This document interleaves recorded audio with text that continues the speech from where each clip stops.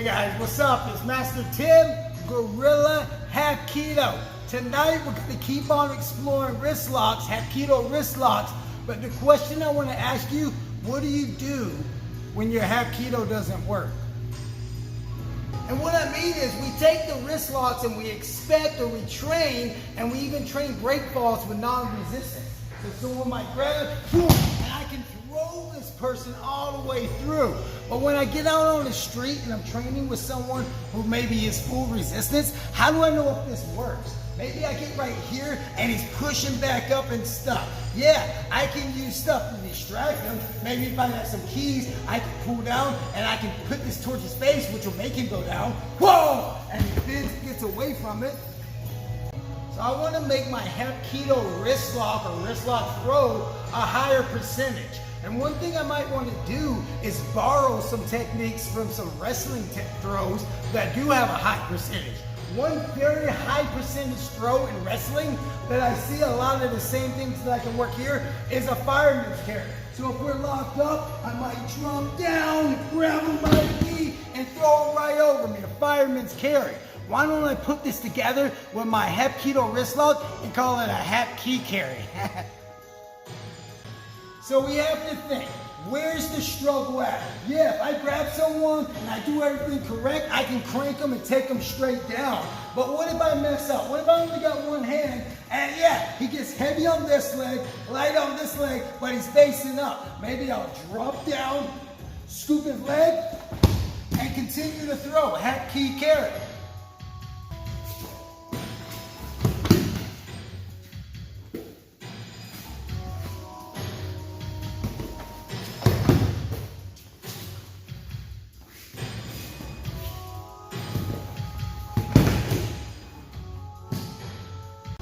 So, just like Hapkido, I want to move to the motion of my body. So, as my body moves forward, I take the hand and roll. His whole body's coming down. I come down, hook, and pull back up as I help him throw over. So, I'll move in, grab his hand, roll down, and back up. HAPKI carry. One thing that's very interesting about Hapkido, Shinmu Hapkido, is Jihan Jay, the founder. He likes to use Bible stories, Old Testament Christian Bible stories that kind of work as analogies for his Hapkido techniques. Like he talked about the walls of Jericho and how they kept on surrounding it, moving in circles to take it down. And he uses that as an analogy when he talks about his spinning hook kicks.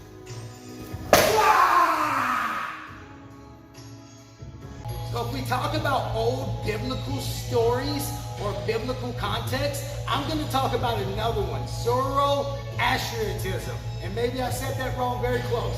But in that is the first, earliest traces of monotheism, where it's one God.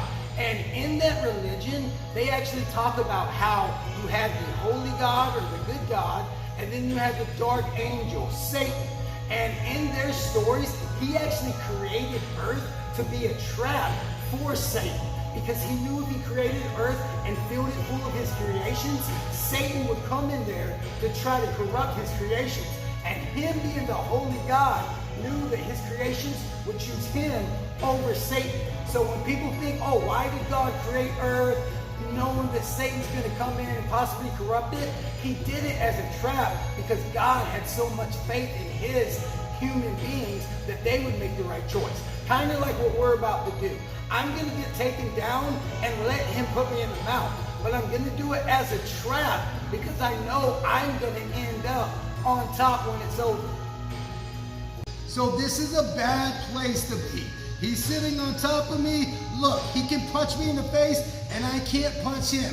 MMA, combat, jiu-jitsu, street fighting, I'm getting punched. If we were just doing grappling, yeah, maybe he can threaten me and choke me and stuff. So this is not good. So if he's sitting on top, I need his hands to hit the mat. That way I don't have to worry about him punching me. So what I'm gonna do is I'm gonna take my knees as close to his butt as I can, and I'm gonna buck.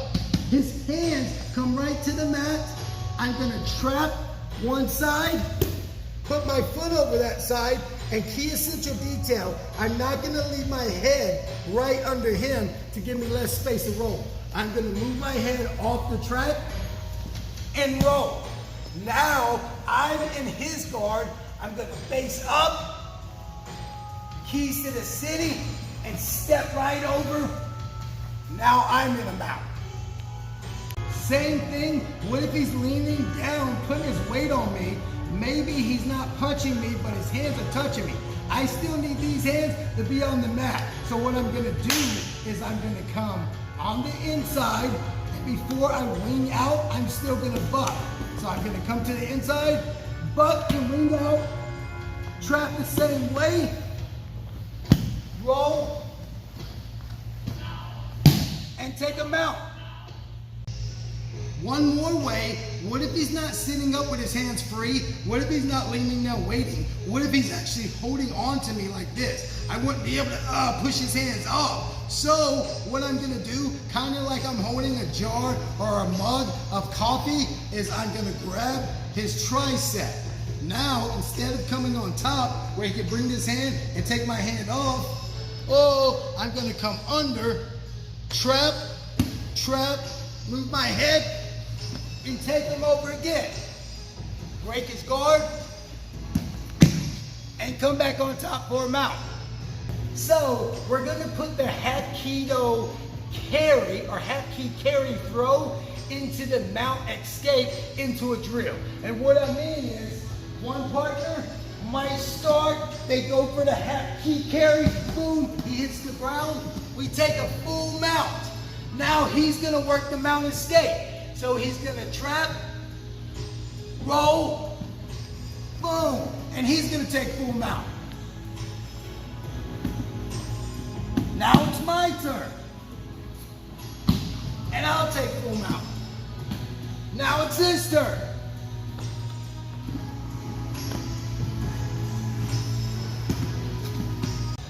So there you guys have it. There's a quick way that we can use some modern collegiate wrestling, the fireman's carry, to a Hapkido wrist lock that may or may not work, and call it the Hapki carry. Also on top of that, a nice flow drill for once that takedown gets to the ground. Here's what it looks like all the way through.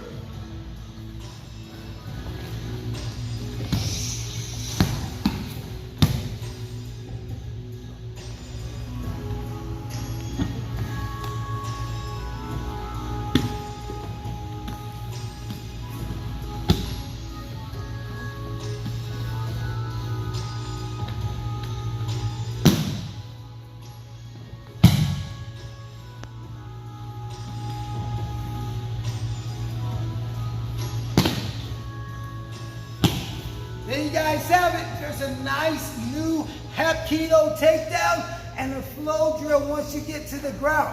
Thanks for watching. This has been another episode of Guerrilla Hapkido. Protect your necks, but more importantly, protect your legs.